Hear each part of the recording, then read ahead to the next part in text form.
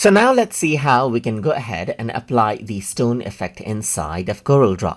So in order to go ahead and apply stone effect, over here you can see that I have an image, and let's say I want to apply the stone effect to it. So in order to do that, you need to go around on the effects menu right here. Then you need to go to texture right here. Then you need to simply go around and select stone. So once you do that, you can actually see that you get the stone texture right away.